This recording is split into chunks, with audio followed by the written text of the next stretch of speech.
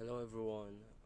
Today, uh, aalamin natin kung paano mag-execute ng isang RAID operation and paano natin ito matetest. So, RAID 0. Step 1.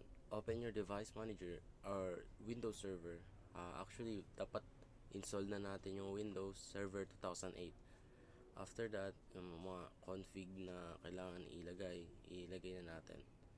After that, punta lang tayo ng disk manager, storage, disk manager, then right click the disk that we want to use. So dito, in my situation, this one yung aking pinili. So new strip volume lang. Next step is dito yan sa available, then just click that, then add.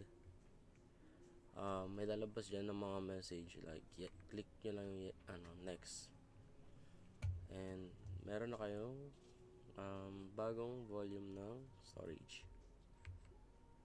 RAID 1 and 3, same procedure.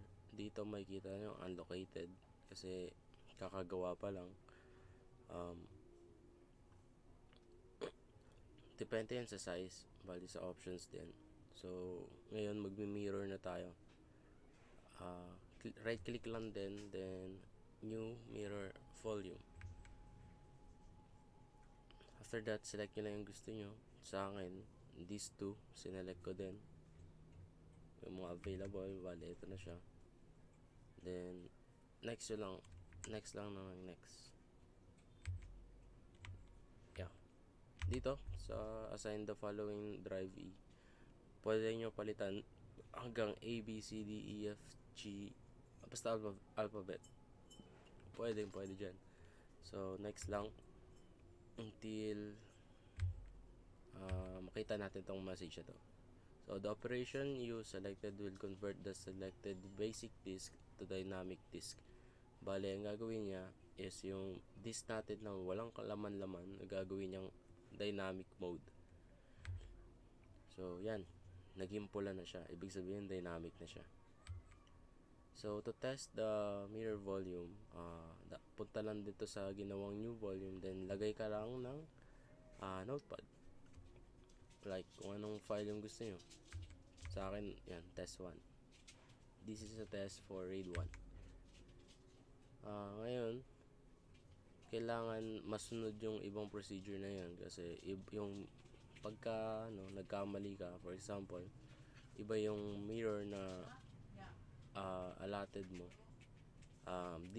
storage allotted, bali ito yung magiging tsura, magiging pula, magiging offline siya, guys.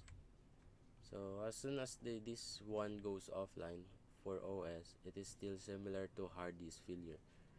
Bale, yan nga, dahil makikita nyo dito pula siya, ibig sabihin offline na siya, and failure yung mirroring na ginawa natin. Ngayon, paano naman maayos yun? Paano gawing online ulit? So right click this one button, then click online. So yan, nakita nyo naman sa picture. Once you click online, yellow mark will be displayed in this one. Right click on select and import foreign disk. Ito, makikita nyo ito, may yellow na siya nakalagay. Then click yung import foreign disk. After that, ito yung mga following procedures. Click OK lang. Click OK lang din dito. Then as soon as the OS thinks the new device disk is attached, initialize new disk and create a new drive letter for volume found on this one.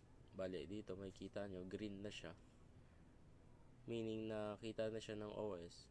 After that, yung i-delete na natin yung mga disk na blanco.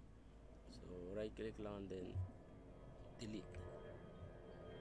And pagtapos nun, ganito yung magiging itsura niya.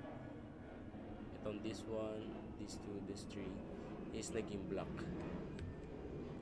RAID 5. So similar lang din to, pero meron ng option niya, new RAID 5 volume. Bale, magagawa lang to pag sinundan natin yung procedure na gawing black, or once na naging offline, then gagawin natin online yung list natin. So right click, RAID volume 5, then choose nyo lang yung lahat. Choose ko yung lahat dito, yung tatlong hard disk. Bali may requirements pala siya, no? Tatlong hard disk.